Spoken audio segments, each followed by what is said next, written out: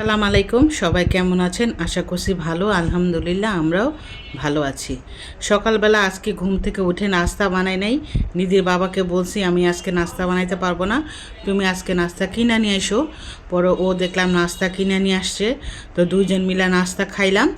আর গতকালকে ভাত আসছিল ফ্রিজে অনেকগুলা। আর আমার এই চিকন চাল না, ভাতের সাথে ভাত দিলে না ভাতটা কেমন নরম হয়ে যায়। এর জন্য ভাবলাম যেহেতু বৃষ্টিও হচ্ছে, ভাবলাম একটু ঢিলা খিচুড়ি রান্না করি। তো যেই কথা সেই কাজ। তো কথা মতো আমি এখানে খিচুড়ি বসায় দিলাম, আধা পট চাউল দিছি আর সেই ভাত দিয়ে খিচুড়ি চড়াই দিলাম।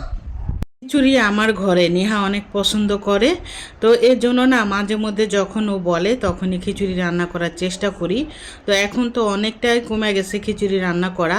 আগে কিন্তু প্রায় প্রায় রান্না করতাম। সেদিন রাতে রান্না করছিলাম আর আজকে রান্না করতেছি, তাও আবার অনেক দিন পরে।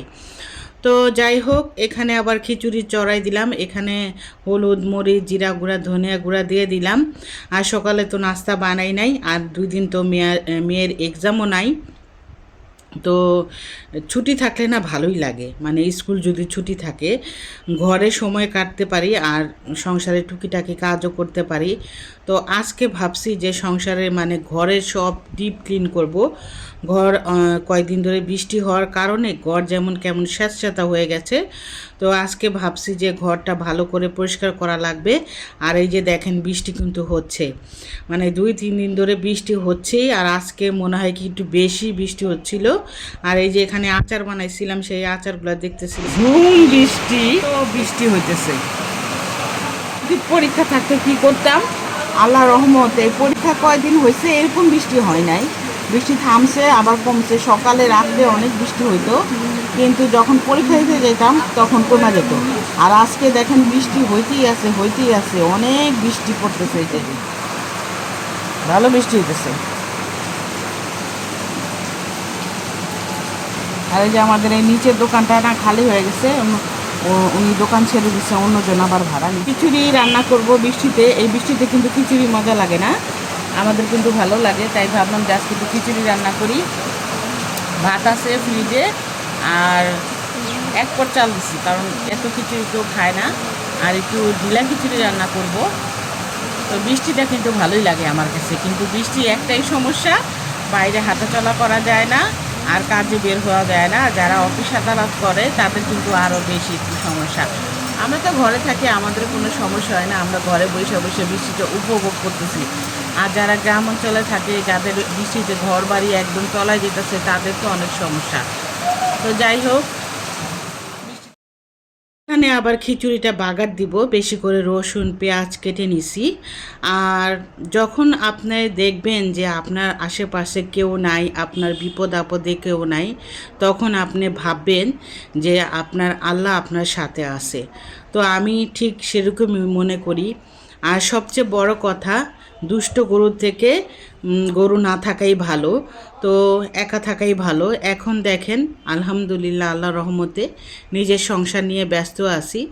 আর দেখা যায় কি, কিছু মানুষের সাথে কথা বললে হয় কি ফ্যামিলি প্যাচাল হয়, দেখা যায় বদনামও বলা হয়। এর চেয়ে ভালো নিজের সংসার নিয়ে ব্যস্ত থাকি। তো এখানে আবার রসুন আর পেঁয়াজ দিয়ে আমি খিচুড়িটা বাগার দিতেছিলাম। রসুন পেঁয়াজটা যখন লাল হয়ে যাবে তখন আমি খিচুড়িগুলা দিয়ে দিব। এখানে আমি যদি একটু শুকনো মরিচ দিতে পারতাম তাহলে কিন্তু আরও মজা হইতো। তো শুকনো মরিচ অল্প ছিল, কারণ সেগুলো আমি আবার ভর্তায় দিব। খিচুড়ি রান্না করব আর ভর্তা করব না, তা কি হয় বলেন? ভর্তা ছাড়া কিন্তু খিচুড়ি হয় না। আমার কিন্তু ঝাল একদম খাওয়া নিষেধ, আমি কিন্তু তারপরও ভর্তা খাই। ঝাল একদম কম দিয়ে তারপরে ভর্তা খাই। তো যাই হোক, এখানে এই যে আপনাদের সাথে কথা বলতে বলতে কিন্তু পেঁয়াজটা লাল হয়ে গেছে। এখন আমি খিচুড়ির ভিতরে দিয়ে দিলাম, তারপরে নেড়ে চেড়ে তারপরে খিচুড়িটা নামাই ফেলবো আর বেগুন ভাজবো। আর এখানে আমি যে আচার বানাইছিলাম সেই আচারটাও আবার খিচুড়িতে দিয়ে দিলাম। আমার শ্বশুর বাড়িতে যখন আমার শাশুড়ি খিচুড়ি রান্না করতো তখন দেখতাম তেঁতুল দিত। এত মজা লাগতো। যখন ঘর চেঞ্জ করতো তখন দেখতাম আমার শাশুড়ি এইভাবে খিচুড়ি রান্না করতো আর গরুর মাংস রান্না করতো। তো অনেক মজা হইতো। আর আমার শাশুড়ির হাতের রান্না অনেক মজা, আর আমার মার হাতের রান্না অনেক মজা। যাই হোক, এখানে আবার বেগুন ভাজছিলাম। তো যখন নিজেকে একা মনে হয় তখন আল্লাহকে বলি যে আল্লাহ, আপনি আমার সাথে থাকেন, আমি আর কারোর সাথে মানে খারাপ মানুষের সাথে মিশতে চাই না। তো আল্লাহ সব সময় আসে। তো সবাই আমার জন্য দোয়া করবেন। এখানে আবার হলুদ মরিচ দিয়ে ভালোভাবে ম্যারিনেট করে রেখেছিলাম আমি প্রায় 1 ঘন্টার মতো। তাহলে হয় কি, বেগুনটা না মানে ভিতরে মশলা যায়। আর যদি একটু হলুদ জিরা গুঁড়া ধনিয়া গুঁড়া দিতে পারেন তাহলে কিন্তু আরও মজা হয়। এই যে দেখেন আমার বেগুন ভাজাটা কিন্তু হয়ে গেছে, পুরা সিদ্ধ হয়ে গেছে বেগুন। এই বেগুন ভাজা দিয়ে খিচুড়ি দিয়ে খেতে কিন্তু অনেক মজা লাগে। তো পাশে কিন্তু আবার ডিমও সিদ্ধ করছি, ডিম ভুনা করব, বেগুন ভাজবো, মানে বেগুন তো ভাজা শেষ, আর শুটকি ভর্তা করব। তো এইটা দিয়ে আজকে আমরা খাওয়া দাওয়া করব।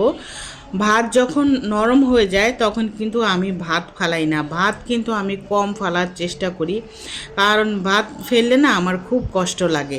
এর জন্য ভাত যদি নষ্ট হয়ে যায় মানে নরম হয়ে যায় তখন আমি ফ্রিজে রেখে দেই। তারপরের দিন এইভাবে ঢিলা খিচুড়ি রান্না করলে ভাতটাও খাওয়া হয়ে যায় আর অপচয়ও হয় না। আর এই যে দেখেন বেগুন ভাজাটা কত সুন্দর হয়েছে। তো এখন আবার এই প্যানেই আমি ডিমটা ভুনা করব। ডিম ভুনা করে তারপরে আমি আবার শুটকি ভর্তা করব। তো আজকে আবার বললাম না যে ঘরটা একটু ডিপ ক্লিন করব। এখানে দেখেন এরই মধ্যে চাদর চেঞ্জ করতেছিলাম। তো দেখলাম নিধির বাবা এসে আবার ও আমাকে ঘরটা ঝাড়ু দিচ্ছিল। ও বরাবরই আমাকে অনেক কাজে হেল্প করে, আগে কিন্তু আরও করতো, এখন আমি দেই না ওকে। আগে দেখা যেত এই যে বড় বড় চাদরগুলো ও আমাকে ধুয়ে দিত, এখন আমি ওকে কোনো কাপড় ধুইতে দেই না। ঘরটা আমাকে মুছা দেয়, ফ্যান মুছা দেয়, আর সব কাজ কিন্তু আমি করারই চেষ্টা করি। তারপরেও এতটুকু যে করে সেটাই আমার কাছে অনেক। আসলে স্বামী যদি বোর কাজ করে তাহলে কিন্তু বোর বাউরা হয় না। অনেকে বলে যে, শুনতাম আগে যে বোর কাজ করলে নাকি বোর গোলাম হয়ে যায়। এইটা কিন্তু একদম ঠিক না। স্বামী স্ত্রী দোনোজনেরই কিন্তু উভয়ের সংসার, মিলে জিলে কাজ করলে কিন্তু কাজটা হালকা হয়। দেখেন আমরা যদি স্বামীর কোনো বিপদ হয় আমাদের মেয়েদের, তখন কিন্তু আমরা বউরাই কিন্তু আগায় যাই। তো তেমনি স্বামীরাও কিন্তু ঠিক সেভাবেই বউদের বিপদ হলে আগায় আসে। তো যে দেখেন আমার কষ্ট হবে দেখে এসে দেখছে যে আমি রান্না করতেছি, তো এসে তাড়াতাড়ি করলো কি আমাকে ঘরটা ঝাড়ু দিয়ে তারপরে মুছে দিল। আর এই যে এখানে দেখেন ও আবার অনলাইন থেকে গেঞ্জি অর্ডার করছিল, সেই গেঞ্জিগুলো আবার ট্রায়াল দিয়ে দেখছিল। তো গেঞ্জিগুলো অনেক সুন্দর ছিল, তো ভালো লাগছে। ও আমাদেরকে না বলে দেখলাম অনলাইনে অর্ডার করছে। তো আমরা তো 3 জনে পুরো সারপ্রাইজ হয়ে গেছি। তো আমরা সবাই মিলে অনেক খুশি হয়েছি, তিনজনই বলছি যে না, গেঞ্জিগুলোর কোয়ালিটিগুলো না অনেক ভালো ছিল। তো ভালো হয়েছে, গেঞ্জি কিনছে। তো এখানে আবার আমরা হাসাহাসি করতেছিলাম, তো বাকিগুলো আবার ও ট্রায়াল দিয়ে দেখতেছিল।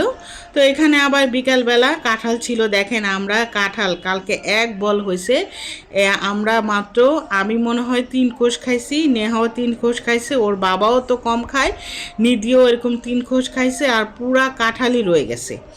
তো সেই কাঁঠাল আবার আজকে বের করছি, আজকেও আমরা অল্প খেয়ে আবার ফ্রিজে রেখে দিলাম। আর রাত 2টা বাজে এই যে বাচ্চারা খেলা দেখতেছিল, আমি কিন্তু দেখি নাই।